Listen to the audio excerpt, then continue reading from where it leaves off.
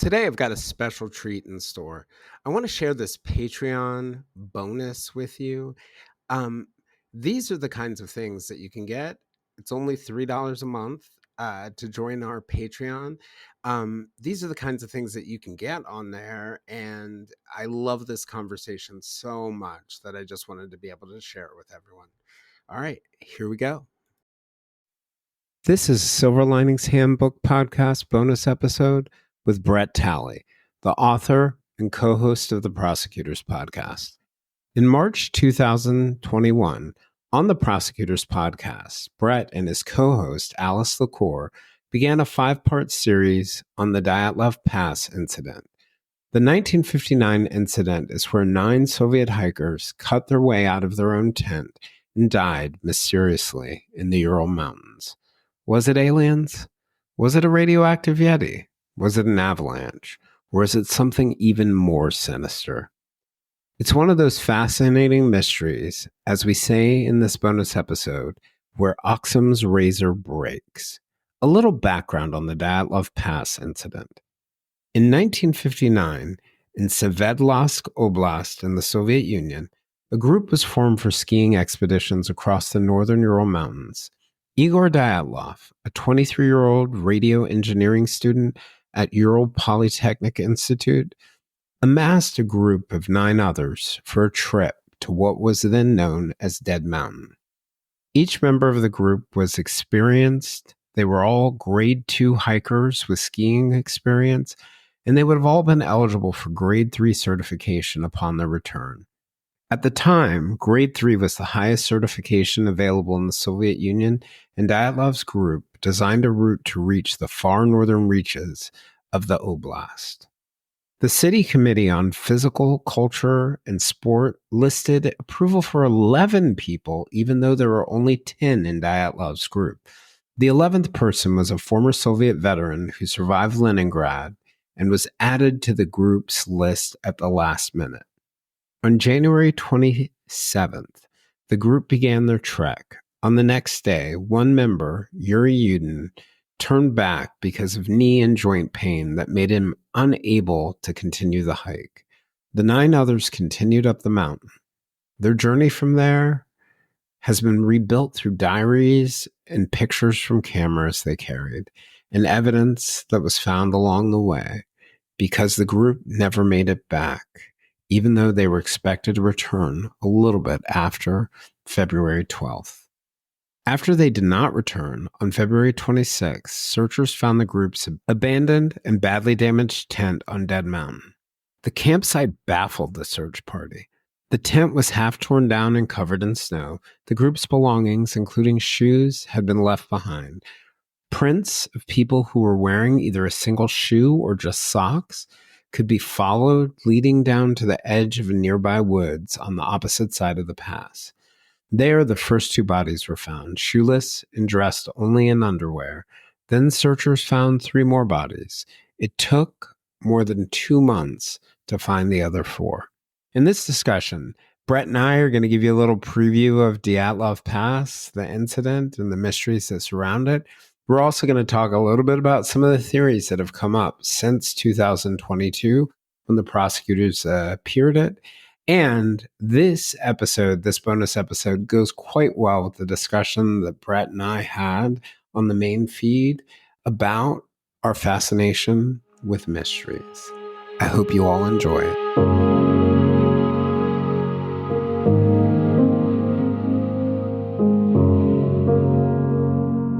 So, Brett, I've mentioned to you before that Dyatlov Pass is one of my absolute favorites among the prosecutors episodes. Your episodes, like my children, I love them all the same, but, some are more special. But in Dyatlov Pass, the story of these nine hikers in 1959 who head up on what seemed like would be a normal hike, and overnight something very strange happened. We do not know exactly what strange thing happened, but all 9 of the hikers were lost. Not the kind of thing I would have expected on a true crime podcast. So I'm just curious, like, how did you become interested in it? How did you even find out about this weird event in the Ural Mountains? So it is pretty interesting. It was a story that wasn't well known in the West at all until the fall of the Soviet Union. It was something that in Russia was well known and was a mystery that people had talked about for a long time. Then it comes over to the United States and ends up, I find it the way you find all information online, basically in a listicle. I was reading crack.com, and it was a mysteries, great mysteries and their answers. And they had an answer that is not the answer. And that was the first time I'd ever read it. And I thought, wow, this is so strange. You got these 9 young, healthy, experienced people. They set out on this hike. It's incredibly well documented. It's not they left and nobody saw them and then they ended up dead. They're writing in their diaries. They've all got cameras. They're taking pictures. They make it a really long way until they come to a place called the Mountain of the Dead, which is where they decide to pitch their tent, which turns out that's not quite as ominous as maybe you would think. It's just what the local population, the Mansi, call the mountain because nothing grows there. It was like Dead Mountain, right? But nevertheless, don't spend the night on Dead Mountain is the first lesson we learn from Dyatlov Pass. But you have these people, they're on top of a mountain, it's in winter, it's very cold, and for some reason, in the middle of the night, they not only leave their tent, but they cut their way out of their tent and go into the night some of them aren't wearing shoes, some of them aren't wearing coats, and they end up a mile away in a forest and then basically all die in different places, suffering, some of them, some pretty extreme wounds. And when the people found them, the searchers found them, they had no answer. The Soviet government eventually closed the investigation and said they had succumbed to an unknown compelling force. That was basically all they could say. They couldn't even come up with anything. Also known as, we have no idea. Yeah. And we have no idea. And then they tried to cover it up because that's what you do if you're the Soviets, right? But they couldn't cover it up. There were just too many family members. There was one person who had been with them. It's called Dyatlov Pass because the leader of the group was Igor Dyatlov. But there had been one person who had actually gotten a long way through the hike, but then had suffered some physical ailments and turned back. And so he, for decades, fought for his friends to find out what really happened to them. And so it's become one of these great mysteries that people have all sorts of theories about. One of the really interesting things to me about the story, in terms of like talking about the cover up, I didn't realize it hadn't become popular in the West until the fall of the Soviet Union, which would have been like 92, something like that. Or I guess really late 80s, early 90s, as it started to fall, or it started to open up and started to fall. But one telling thing when I was reading about it in the books that makes me think that, one of the theories is that, maybe the Soviets were doing some kind of testing there or something along those lines, and somehow it impacted them, like, a bomb was dropped or whatever, and it caused an avalanche. But I had read in one of the books that they had actually closed the area for 3 years afterwards. And I thought to myself, closing something for 3 years does not sound like the government knows what's going on. Look, I mean, that's one of the fascinating things about it is the government seems like they were afraid in some ways about what exactly was going on here. One of the essentially the Attorney General of Russia, the equivalent of that, is overseeing this investigation. The lead investigator, the one who wrote the report saying it was an unknown compelling force, later on, after the Soviet Union had fallen, would write an article saying he basically thought it was aliens. And this is the lead investigator, is like, you know what? Oh, wow. It was aliens. So like that tells you how bizarre this was. And the fascinating thing about it is you have this competition between sort of I'll say the Occam's razor approach, because I think it is the avalanche theory, the idea that this was just an avalanche. They were on a mountain, it was an avalanche. That's what happened. That is sort of the theory of people who don't know a lot about the case, is how I would describe it. Like, if you just look at it from very surface level, you can come up with avalanche theories that work. But the people who like actually on a mountain, pitch your tent at an angle, everybody ends up dead. Tents flattened. Sounds like an avalanche. Yeah. Right. And recently there have been some. It's one of those cases that's solved every few years. Every few years there'll be an article. Dyatlov Pass finally solved. And there was around a couple of years ago, there were some guys who used basically the technology from Frozen, which I think is fascinating, to simulate avalanches. And they came up with a theory that it was what they called a slab avalanche, which basically they sort of. Ordinarily, you would not have an avalanche on that mountain. That's one of the problems. It's not steep enough. But they were like, if they dug into the tent on the side of the mountain, they could have had a slab avalanche, and it would have covered the tent, and maybe it would have freaked them out, and they would have ran.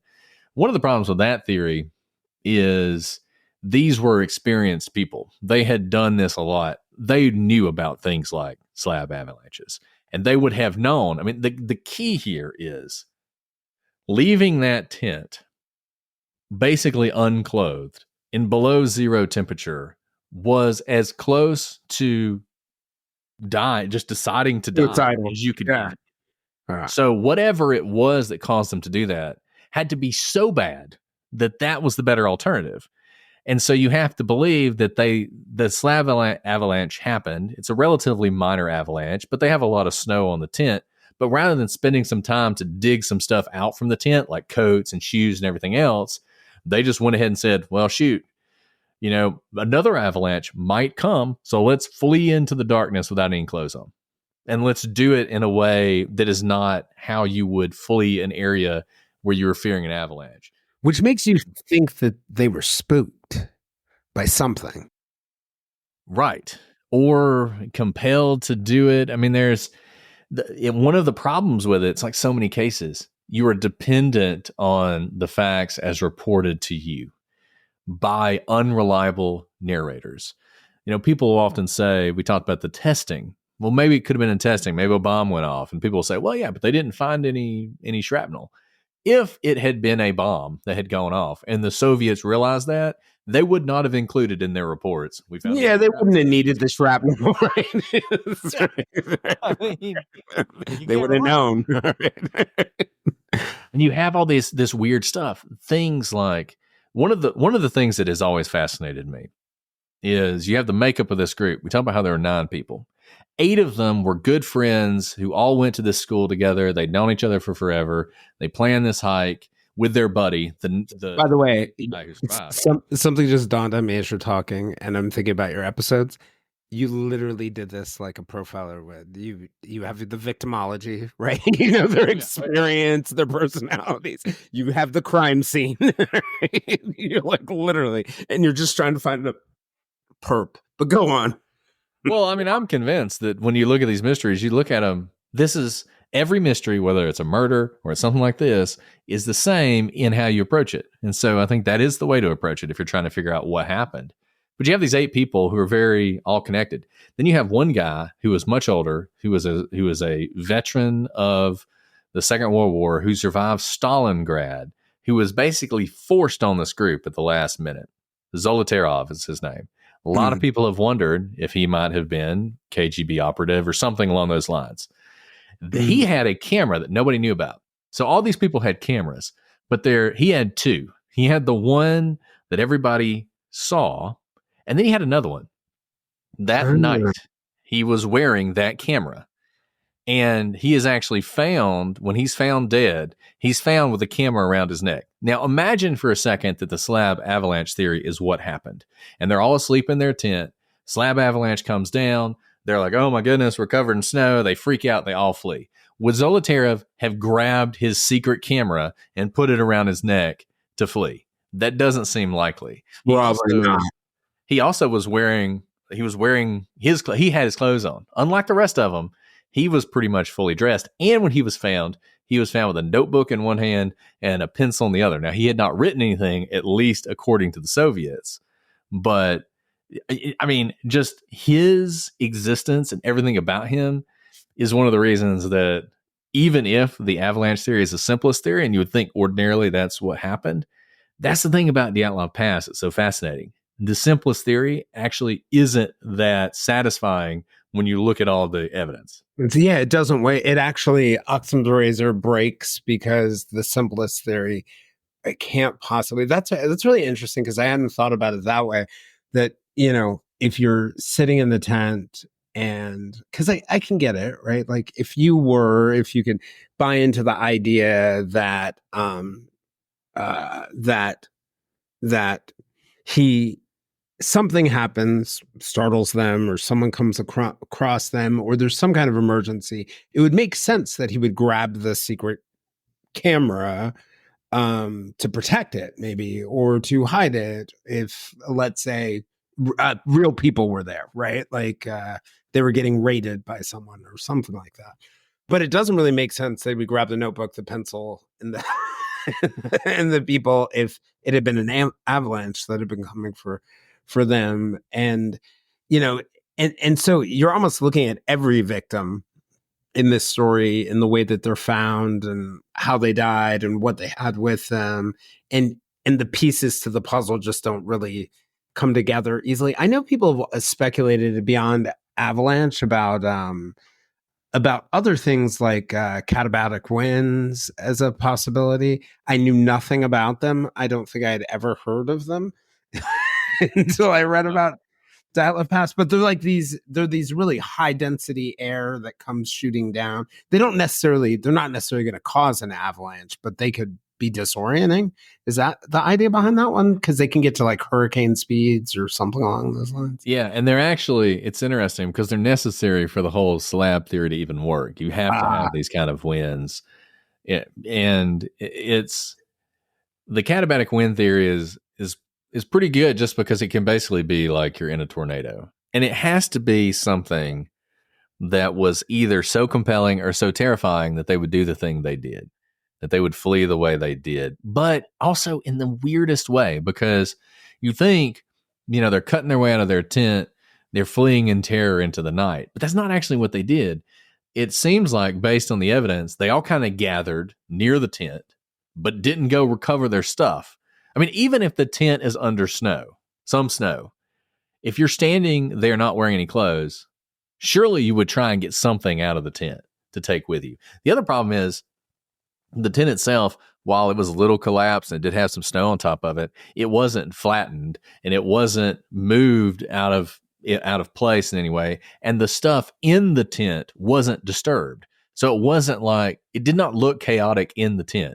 There were still like cups of coffee sitting, frozen. Yeah, because you would expect it all to be knocked over, right? Exactly. And that didn't happen. So you have these people who leave the tent, they stand there for a little while, and then they head down the mountain and basically a single file line walking down this mountain. Was that what you would do if you were fleeing in terror from an avalanche? Probably I don't not. know. It's just so bizarre. Yeah, unless there's like some reason like that an experienced hiker knows that they would do that. But they were skiers, right? They didn't take their skis, did they? No, they didn't. So they had used their skis as like the bottom of the tent. So that's what they would do, is they would use their ski poles to kind of hold the tent up. And in fact, one of the ski poles that you see in the very last picture they took, where they're setting up the tent, you see the ski pole. In the picture where the Russians have found the tent, the ski pole is sitting stuck in the snow exactly where it was in that other picture. So you got to believe that this avalanche that came down did not move this ski pole. Like it somehow managed to do all of this without moving the ski pole. And you can see that with your own two eyes. So lucky ski might not be true, but yeah, lucky ski pole. But their skis were all underneath. The other thing, sitting on top of the tent was a flashlight that was off. So like, got this flashlight sitting on top of the tent. How did it get there? Why is it still there? There's all sorts of stuff. There's missing knives. There are things that are there that shouldn't have been there. And then when you read about what they did when they got down to the bottom, they built this fire, and then And the spires usually take you off the ground, right? Like, so you're not, or is that what it was? What was the spire? the fire, a fire. Oh, fire. Okay. Yeah. Okay. And I'm then thinking they climb the tree. Yes, that's They what it was. climb the tree. And you can tell that basically they climb high enough that they should be able to see the tent. They're like climbed up to look back to the tent, is what it seems like happened, which is a weird thing to do for several reasons. Number one, it is the middle of the night. It's pitch black. If you assume there's katabatic winds, would you even be able to see anything? The only way you'd be able to see anything is if something's going on up there with some illumination, right? But they do that. And then a few of them go off into the forest to try and build sort of a temporary shelter. 3 of them at that point try and head back to the tent, which is also a weird thing to do if you're worried about an avalanche and you were so worried about it, you fled. They die on the way. They don't make it. And the ones who tried to build the shelter run into really terrible luck. It seems like what happened is they're building the shelter, not realizing they're on basically a void, and it collapses and they all fall into this ravine. And then all the snow falls on top of them and they die as well. So it certainly sounds like they were looking back at the tent, needed to go back to the tent for some reason, or felt like they needed to go back to the tent for a reason, which makes you sort of feel like they rushed out, left some things that they might need, like shoes, for example. But before they went back, they wanted to check something out. Right. And they didn't just wait up there to like see if there's really an avalanche or anything. They didn't do that, right? They went ahead and fled. So you're not buying the Havana syndrome theory? Have you heard this one? That it was infrasound, low frequency sound. That, of course, Havana syndrome being that someone is blasting people with low frequency sounds. And it happens to be lots of Americans and happens to be happening in places where there are lots of Russians. That's more recent. Yeah. But that was one of the theories that I heard, that like maybe some low frequency sound testing doesn't seem to explain some of the behavior. So Danny Ackert in his book, I think it's called Dead Mountain, talks about this a lot. And he makes a pretty compelling argument for the shape of the mountain and where they were with the katabatic winds blowing against that shape would create infrasound. And then infrasound can really mess with your mind. What you would have to have, I think, for something like that to work, obviously it's not going to make all of them lose their minds and flee into the snow. And I think people generally push back on that by saying it wouldn't have affected all of them. But what you could imagine is if it affected the important ones, like imagine the leaders, Dyatlov and Zolotarov. Imagine they kind of lost it. They probably could have gotten everybody else to follow along with them. If they all of a sudden are like rushing into the tent, freaking out, saying, we got to get out. And the other people might just do it because they're used to just following these guys and doing what they say. So I don't know. That's a possibility. Yeah, you see it. You see it in the military all the time. If a leader thinks somebody's being shot on, everyone responds like they're being shot on. I can think about. I covered the Amadou Diallo shooting, which we were talking about mysteries before. It's less of a mystery. It would have been more interesting if it were a more complicated mystery. But ultimately, what we found out at the end was one guy who was one of the leaders of the street crime unit tripped. And as soon as he tripped, the sound that was made, everyone thought he was being fired on. So as soon as number 2 leader in the group started firing, everybody just fired, right? So, and it's that idea that if our leaders are encouraging us to do something, we trust them, we just might do it. But what about the Mansi, the indigenous people who were there? Because I know Dyatlov Pass, that whole area, Dead Mountain, there were certain rules or certain legends or beliefs that the Mansi had about where you could go, how far you could go, other things like that. Has anybody put a credible theory that the Mansi, I know they helped afterwards with the search, were a part of it? Well, it's interesting because The Soviets squashed the Mansi theory very quickly because they had actually spent a lot of time trying to build relationships with the Mansi and sort of have everybody simpatico with them. And so they were not interested in that being a theory. And so they put out things that people still repeat to this day, that they didn't really care about that mountain. It wasn't a sacred mountain. It wasn't a holy site. But there have been some other people who've done some research into it who say essentially, really, there were two groups of Mansi. This is not surprising. It's kind of like, I didn't know it's kind of like saying the American Indians and not realizing there's 1,000 different tribes. Right. And the Mansi who helped were the ones who were pretty friendly and were sort of more modern and were less superstitious. But there was another group of Mansi who were much more sort of still in the old ways, right? And at least what some of these people say is that the mountain actually was sacred and that they weren't supposed to be on that mountain. And in particular, women weren't supposed to be on that mountain. And there were two women in the group. And that if they had seen that, they would have felt compelled to punish that. And there's some good books. You may own some of them. Oh, God. There's one on Dyatlov Pass. I think it's called Death of Nine, maybe. Yeah, there is one book, Death of Nine. And it really goes into the Mansi thing and explains this in a much better way. And that may not be the book, but I think it's like Svetlana Os or something is the one who wrote it. You're really testing my memory on the Dyatlov Pass at this point.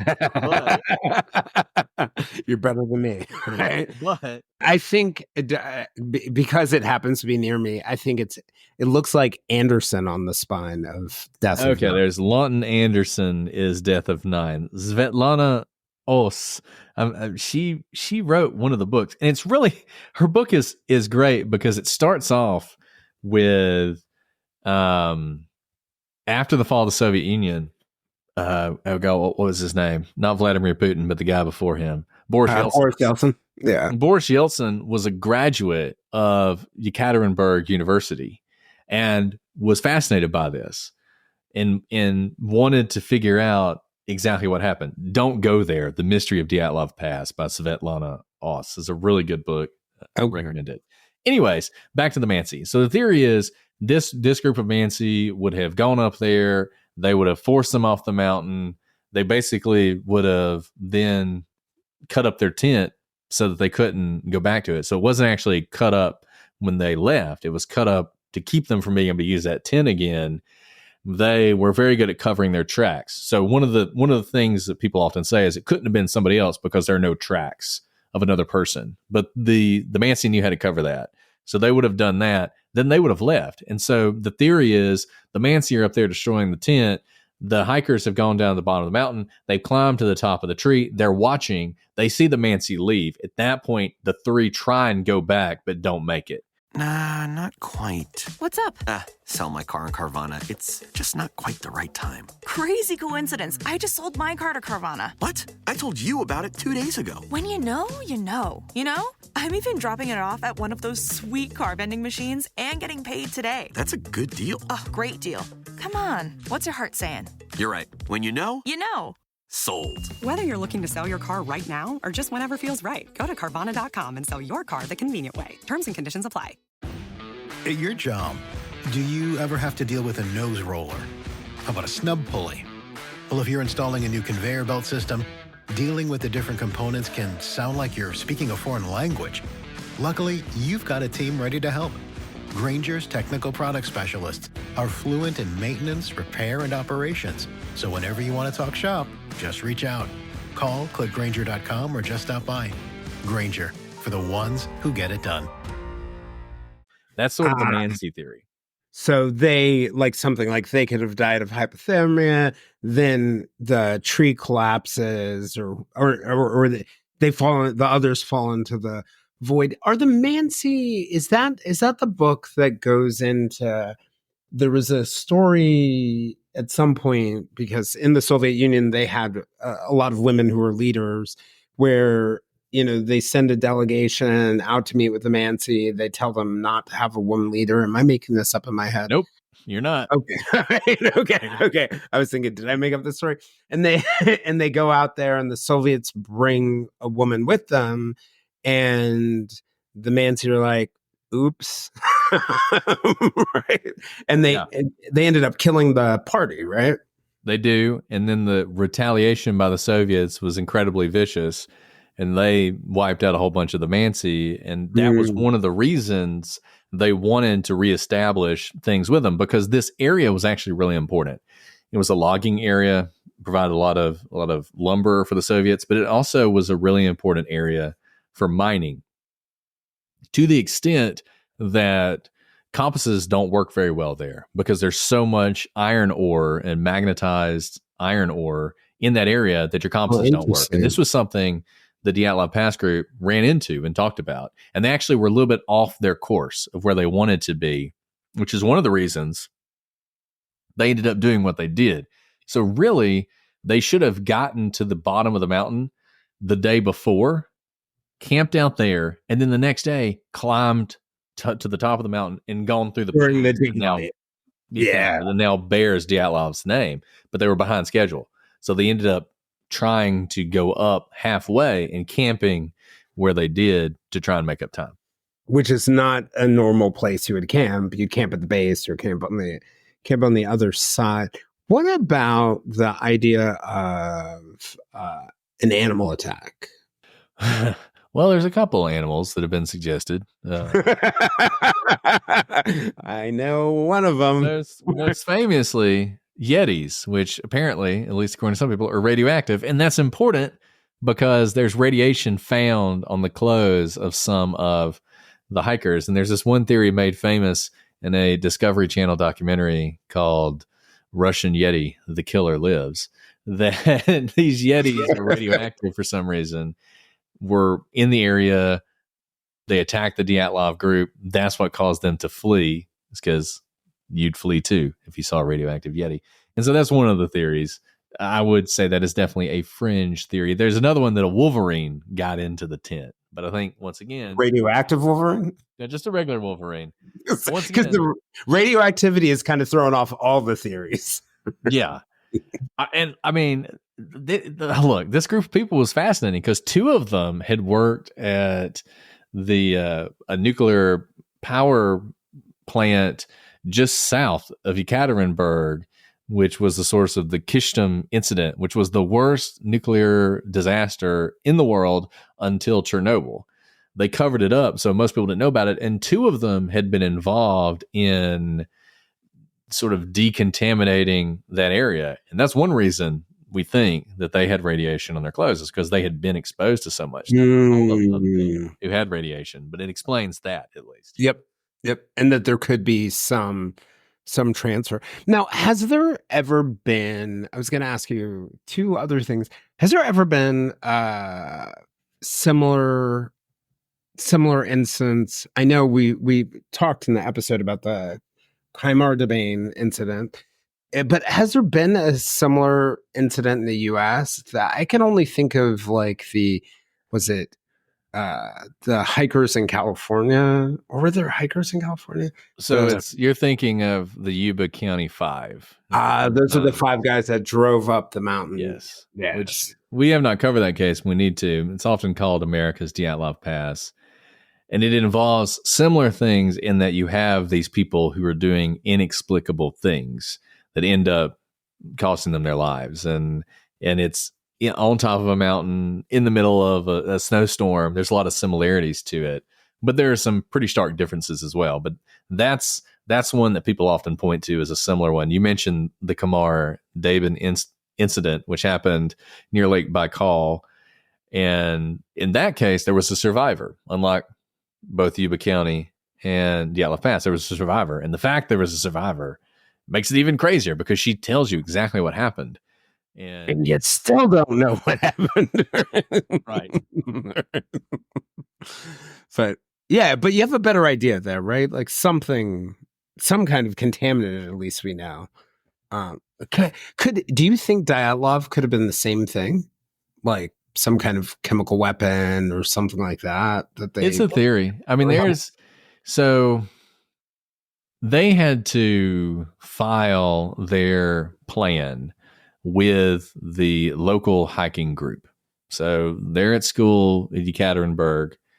They have to file this, where they're going to go. They have to certify it. It's one of the reasons, they were able to find them, because they had the plan. And some people speculated that obviously the Soviet government would have then known where they were going. And then if there was some sort of testing going on, they could have been sort of lab rats for this testing. Like, oh, look, we have a group of people. Let's see what happens if we, drop this nerve gas on them. What will they do? How will they react? Is that likely? I don't know. I think it is interesting, something you mentioned, that they then closed the mountain for 3 years afterwards. The government basically said no one can go there for another 3 years. I mean, that's an interesting response by the government. Yep. It doesn't really strike me as they entirely know what happened. Although, if there was something on the mountain that was secret, whether it's chemical weapons or whether it was near, let's say, near a testing site or whatever it could have been off the mountain, it might explain why they had the extra hiker. But that's the thing about mysteries that are so interesting to me. Not every fact is actually always relevant to solving the mystery. Like, literally, the Soviet government could have added the extra hiker on purpose because of some secret thing, and it could have zero to do with what actually happened to them. And yeah, that's why these things are so hard to solve. Is there an official Russian government explanation? So the Russian government did a reinvestigation a couple years ago and basically reiterated the avalanche theory. Basically said, slab avalanche, that's what happened. They freaked out. They went down to the bottom of the mountain and then died. And that was their theory. It was not well received by the survivors and their family. The survivors, or the surviving family, because there weren't survivors. And the guy who put it together, I guess the reaction was so bad that in typical Russian fashion, he was fired and sent to Siberia. So some things don't change. So since you guys did your episodes, when were your episodes? Were they 2022? No, it's been a while. At least 22, maybe even 21. I'm not sure. It's been a while. So what new have you learned since that episodes? What updates are there? Any closer to solving it?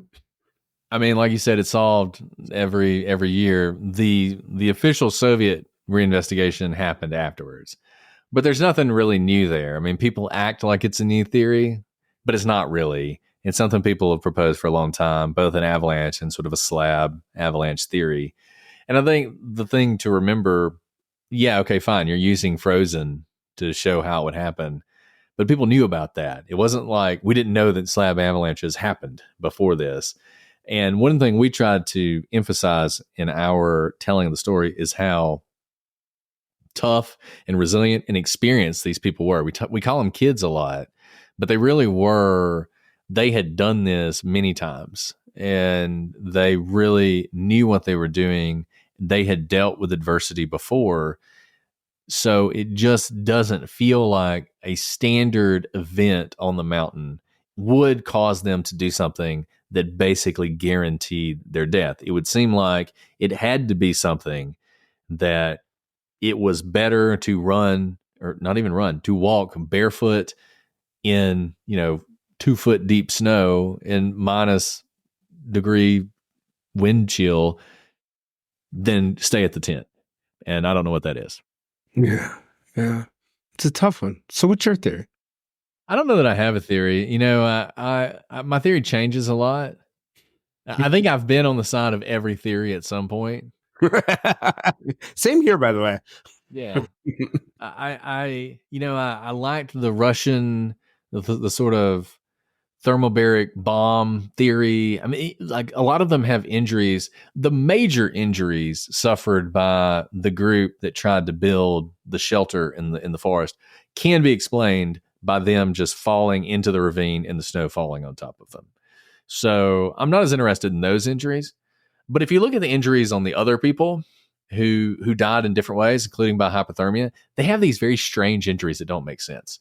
They have injuries that, might seem typical of being out in the woods, but they also, one of the women has what appears to the world to be like a large bruise, the kind that you would have if you were struck with like a baton. And that's what it looks like. And that has thrown a lot of people for a loop. Like, was she struck by somebody, whether it was Mansi or Soviet or whoever? There's just a lot of weirdness about the case that's really hard to explain. I don't think it was a radioactive Yeti. Come on, that's my theory. It was an avalanche, though. That always has to be a possibility. I don't think you can ever rule out avalanche completely. But, another thing that happened that was strange, they're going over this pass, one mountain over. There's another group also from Yekaterinburg. They're going over a different mountain pass. They're camped that night. They're looking in the direction of Dyatlov Pass, and they record contemporaneously all these strange lights in the sky. Like, they're recording the fact that they're seeing these flashes, they're seeing these yellow lights that they can't really explain. And they don't think anything of it until they get back to Yekaterinburg, and Dyatlov's group hasn't returned. Like, something was going on over there that I think is a little bit more complex than they had a slab avalanche and freaked out. Right. I think I learned one thing I definitely learned from Dyatlov Pass, Khyber Dabain, and then there was another incident in the 70s. It's don't go hiking in the Soviet mountains. There you go. Thanks, Brett. I really appreciate you giving the update. I know your listeners are going to love it. My listeners are going to love it. And I always love spending time with you. So enjoyed it. All right. Thank you, sir. This is a Silver Linings Handbook podcast bonus episode. We'll see you guys all again soon.